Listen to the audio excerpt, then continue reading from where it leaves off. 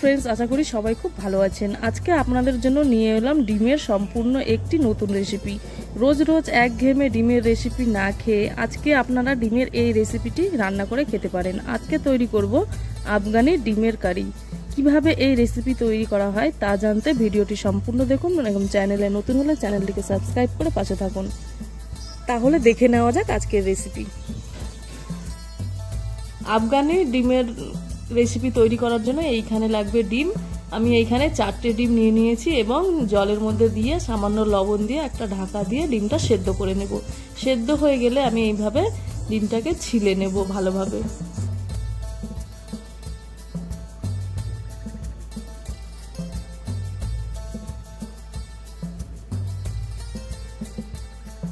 এবারে আমি কড়াইতে তেল দিব সামান্য। তেল দিয়ে তেলটা গরম হয়ে গেলে এইখানে আমি দিয়ে দেব পেঁয়াজ কুচি, আর দিয়ে দেব কয়েকটা রসুনের কোয়া, আর দিয়ে দেব আদা ও কয়েকটা কাজু। এইবারে এগুলো সবগুলোকে আমি 2 মিনিটের মতো ভেজে নেব। 2 মিনিট ভাজা হয়ে গেলে আমি নামিয়ে ঠান্ডা করে একটা পেস্ট করে নেব। এটাকে খুব বেশি ভাজার প্রয়োজন নেই, একটু নরম হয়ে গেলেই নামিয়ে নেব।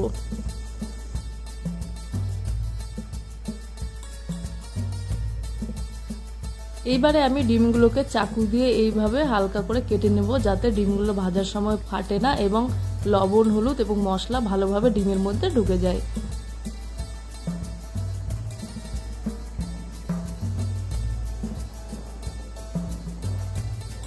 এইবারে ডিমের মধ্যে আমি লবণ, হলুদ ও লঙ্কার গুঁড়ো দিয়ে ভালোভাবে মাখিয়ে নেব।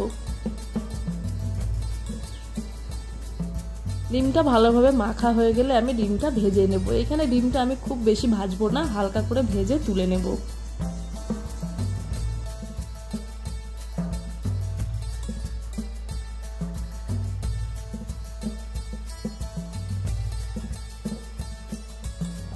এইবারে আগে থেকে ভেজে রাখা পেঁয়াজ কুচি, রসুন, আদা ও কাজু মিক্সিতে দিয়ে দেব। তারপরে এইখানে আমি দিয়ে দেব কাঁচা লঙ্কা 3টে ও দিয়ে দেব ধনেপাতা কুচি, আর সাথে সামান্য দিয়ে দেব জল। এবারে এগুলোকে আমি ভালোভাবে পেস্ট করে নেব।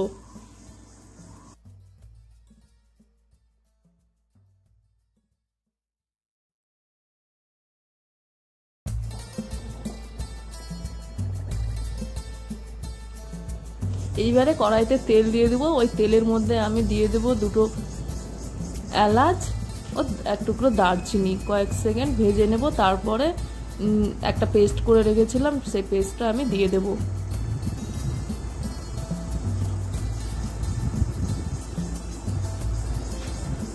এইবারে কিছুক্ষণ আমি এটাকে কষিয়ে নেব, 3 থেকে 4 মিনিট ভালোভাবে কষিয়ে নেব।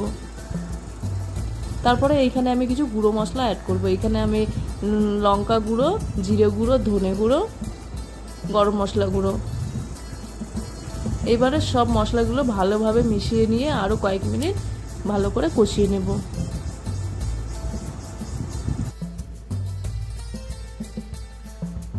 মশলাটা ভালোভাবে কষানো হয়ে গেলে এইখানে আমি দিয়ে দেব ফ্যাটানো টক দই।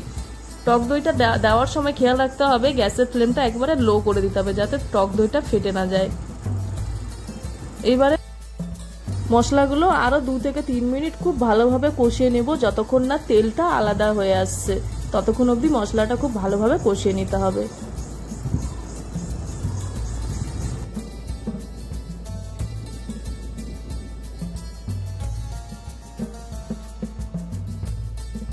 মশলাটা খুব ভালোভাবে কষানো হয়ে গেলে এইখানে আমি জল দিয়ে দেবো। খুব বেশি জল দেব না, কারণ এই রান্নাতে খুব একটা জল প্রয়োজন হয় না, গ্রেভি গ্রেভি করব, তাই আমি এখানে অল্প পরিমাণে জল দেবো। আর দিয়ে দেবো সাথে স্বাদ মতো লবণ। এবারে ভালোভাবে মিশিয়ে নিয়ে গ্যাসটা বাড়িয়ে দিয়ে ফুটতে দেব।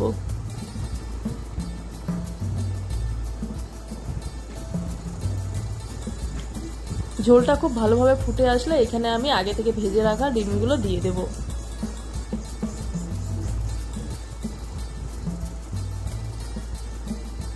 এইবারে ডিমগুলো ভালোভাবে ঝোলের সঙ্গে মিশিয়ে নিয়ে কয়েকবার নাড়িয়ে চাড়িয়ে একটা ঢাকা দিয়ে দেব। গ্যাসটাকে কম করে 5 মিনিটের জন্য।